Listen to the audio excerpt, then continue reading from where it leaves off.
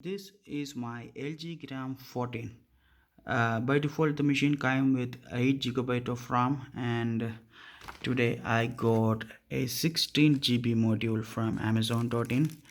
I bought this for around 5,500 or 5,700, and I'm going to try this 16 GB on my 2018 LG Gram that is sold in India, 14-inch 2018 LG Gram.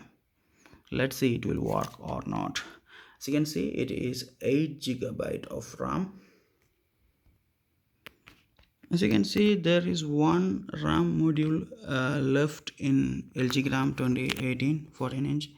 I think the 8 GB is already sorted on the motherboard, and there is two uh, PCIe NVMe SSD slots.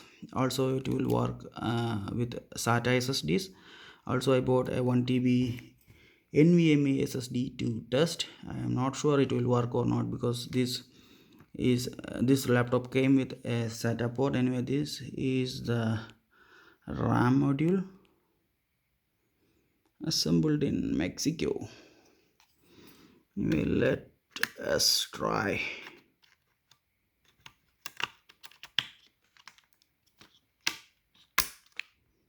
Okay, then it goes nicely into the slot. Let us boot this laptop and check it is working or not. Thank God, everything working as expected. As you can see, now I have 23.8 GB, that is 24 GB. So the 16 GB I put into this laptop is recognized, and it is working as expected. Speed 2400 megahertz, slot used 2 of 2, form factor SODIMM. So this laptop now have 24 GB of RAM. As you can see from here, this is an ultrabook. If you are curious, this is the processor. It's a quad core i5 8th generation, and now the memory is 24 gigabytes DDR4 crucial micron technology, 16 GB racks dual,